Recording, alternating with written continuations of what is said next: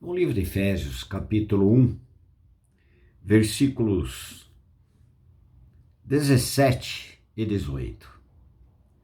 Para que o Deus de nosso Senhor Jesus Cristo, Pai da Glória, vos conceda espírito de sabedoria e de revelação no pleno conhecimento dele, iluminados os olhos do vosso coração, para saberdes qual é a esperança do seu chamamento, qual é a riqueza da glória da sua herança nos santos.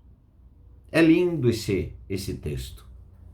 Mas eu quero aqui compartilhar com vocês uma troca até de experiência. É o seguinte: algumas pessoas andavam bem com as verdades eternas. Alguns creram na sua morte e ressurreição juntamente com Cristo e também confessaram os seus pecados, foram levados ao arrependimento, enxergaram pela iluminação dos olhos do coração, enxergaram dentro delas quanto pecado ou pecados haviam em si, e viram a sua negligência, a sua desobediência, a sua infidelidade, sua incredulidade, enxergaram isto. E pediram socorro ao Senhor, e clamaram ao Senhor, e confessando a sua morte e ressurreição com Cristo, e também confessando que Cristo era a sua vida. Sem dúvida. Agora, muitos destas pessoas, no caminhar, pecados que elas enxergavam como pecados, hoje muitos estão enxergando como não fossem pecados assim. Antes viam que estavam ofendendo a Deus, mas hoje pensam que não estão ofendendo tanto assim. Não é tanto sério assim. Ainda pode não simplesmente praticar, mas aprovar quem pratica de forma que não ofende tanto assim a Deus. E também começam a ver que Deus não vai levar em consideração tanto, que no passado você via que Deus considerava assim, ele considerava assim como pecados, como horrendos, imundos, sujos, e a pessoa creu que foi colocado em Cristo na cruz, e Cristo assumiu aqueles pecados, mas hoje acham que não são tão sérios assim, não são tantas trevas assim, e começam a conformar com este mundo. Enquanto que Romanos 12, a palavra do Senhor diz muito claro, no capítulo 12, rogo-vos, pois, irmãos, pelas misericórdias de Deus. Olha como ele estava vendo como sério a seriedade das coisas. Que apresenteis o vosso corpo por sacrifício vivo, santo e agradável a Deus, que é o vosso culto racional. E não vos conformeis com este mundo. Este mundo é governado por Satanás, pelo inimigo de Deus e nosso inimigo. O mundo jaz no maligno, significa o mundo jaz no governo de Satanás. E ele diz, não vos conformeis com este século, mas transformai-vos pela renovação da vossa mente. Quantos não foram reformados?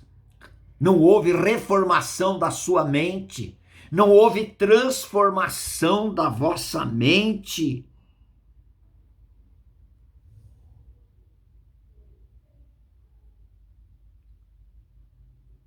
Aí voltou a mente antiga,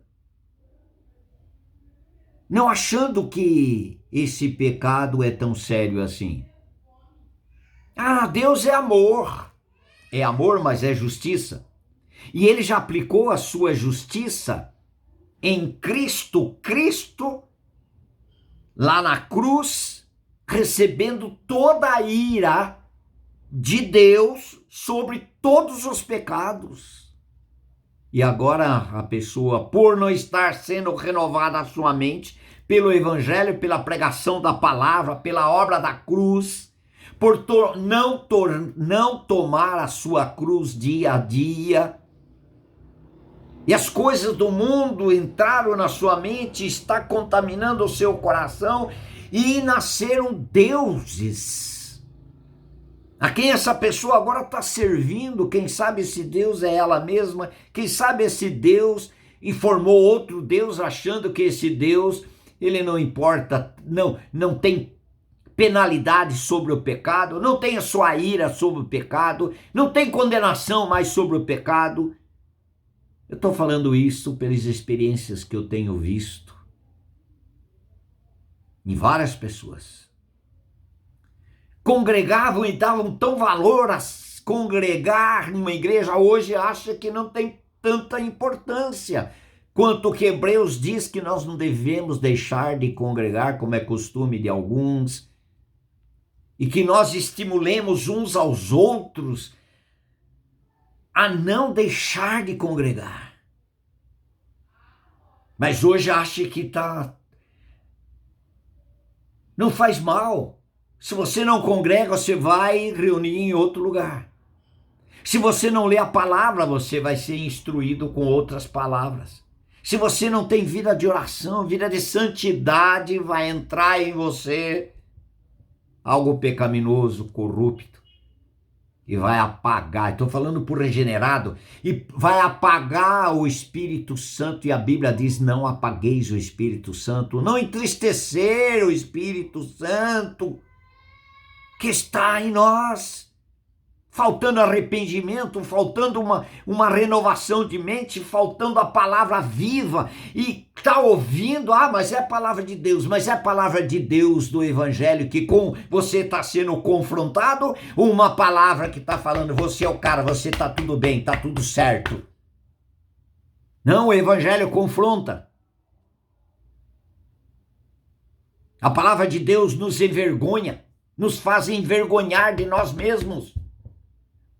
E aí nós clamamos por misericórdia, sendo conduzidos ao arrependimento. É tempo de arrependimento, é tempo de voltar a Deus, é tempo de voltar a ouvir o evangelho. O que é evangelho? Morte e ressurreição. É a cruz. É Cristo Santo nos aceitando, nós sendo pecadores imundos. O amor de Deus pela graça para favorecer desgraçados. Aleluias, aleluias. Não vos conformeis com este mundo.